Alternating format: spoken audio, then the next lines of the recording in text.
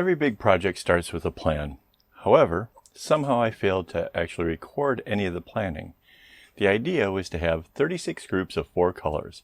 That makes this project 144 colors. And if you're counting the strings after the loops, all 18 loops, then you would have 288 strings.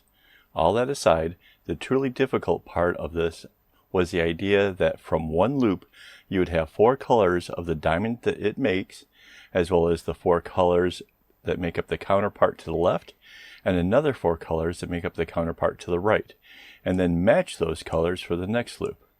Also, there was a need to keep track of the groups of the colors because from the start I knew I'd have to add string to this. Indeed, that proved to be a huge undertaking. Stick around to see just how I made this epic bag with this amazing spiral base. But let's not get ahead of ourselves. I'll start with the beginning with the photos that I actually have. So I started with this group with the black. This made sense because this way I could keep track from this point where I was and what colors were expected to come next. And you can see there were 4 shades of a pinkish purple that were going to go to the right, and 4 lighter shades of gray that were going to the left. And my thought was to have the 8 shades of the white to the black next to each other, as it would stand out and show how the colors never duplicate. This was just an artistic whim, whatever. Once the strings are crossed, I can knot up a diamond and move on to the next. So you can see how this time the pinkish purples are going to the left to join with the ones that went to the right previously. And this is what took a bit in the planning stages, as I wanted to make the most of contrasting and complementary colors. Here you see the 2 diamonds coming together and how the pinkish purple plays its part. Okay, sorry for the terrible photo. This was meant to show how I was using 2 clips to join the next diamond.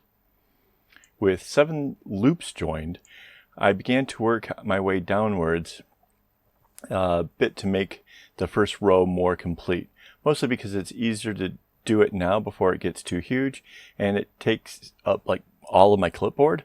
And besides, it's nice to see what kind of progress I'm making. So another 5 joined, and this is way easier than adding to the really big piece. At 12 loops, the bag was definitely getting more sizable. Getting to the first section done both really showed what was to come, but also offers this wonderful feeling of an accomplishment. This is how I kept each section organized.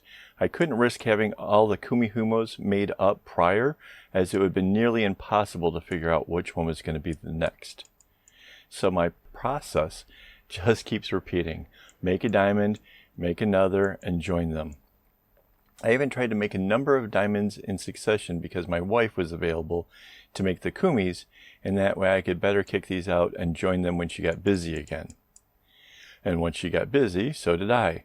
I didn't immediately add them to the bigger part because, again, it made it more difficult on the clipboard. And then those 2 larger pieces, they become one. And finally, it became time to join the 2 ends and make this a cylinder, and thus completing the first row. But that's not where this ends. And I kept going. You can see a couple of things here. One is I have a clip on either sides of a clipboard. This particular clipboard was used because it was smaller than my other ones and it would fit within the cylinder. But as this clipboard was actually dark blue, it made seeing the next strings that I needed to work with more difficult.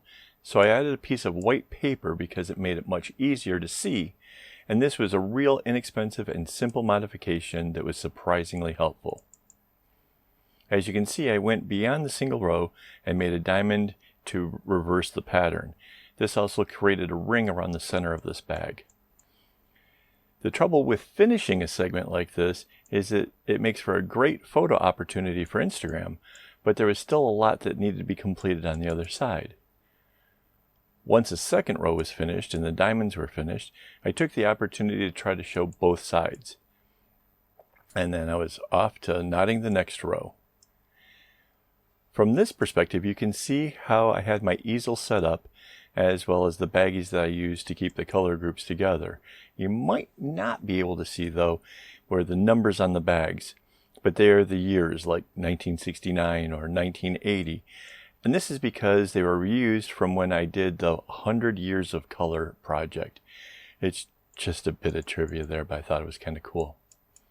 Okay, so I found this video when I was trying to explain to a friend what my setup was. It wasn't intended to use in this tutorial, but I found that it shows a couple of interesting things, including my 1.5 meter ruler that I clipped the baggies to in the sequence that they were used. This was important when it came to finding the corresponding colors I needed to add the strings. Here you can see the fold over the top of the bag to better hold it on the easel, and you can see how short some of the strings had gotten. And as I got new strings added, it helped me to my next milestone, the last row around the bag, and it made for a great Instagram photo, don't you think? But that glam shot only told half the tale. On the other side, I had actually not even finished the third row, and it would take several more days of work before I could post another photo. And then it was another great photo opportunity. But here's how it looked on the other side. This was the next big thing, and I was ecstatic. The main part of the body of the bag was done, and I only had the base left to finish. Now, to everybody still watching, I want to say thank you. If you haven't subscribed to my channel already, I ask that you please do and give my video a thumbs up. This will help encourage me to make more tutorials. So now back to the tutorial at hand. Here you can see the inside of the bag and the ends of the strings left from where I had added the replacement strings. These were all trimmed down before I moved on to making the base. The base consisted of tying a knot over 2 strings rather than just one like you normally would do, and this is how I made it taper in. I took it slow and only did the tapering over a small segment, doing that all the way around before moving on. This helped to make sure that it didn't take in too much too soon, especially when I wouldn't be able to see that until I got all the way around the whole circle. As I moved in, choosing when to drop strings had to be done by feel. There's no mathematical or logical way that I could find to explain when or how I did this. So here's the finished project turned inside out. There was a lot of trimming to be done, and while one might see a lot of strings wasted, I saw this as necessary because in the final sprint to the end of this project, there was no place where I would want to have had to add any strings. So it was just something less to have to worry about. And here's what the finished bag looks like. So that's it. I welcome all questions and will do my best to answer them all. Thanks for following this long and complicated tutorial, and I hope I've inspired more of you to make bags of your own. So until next time, don't get your strings in a bunch.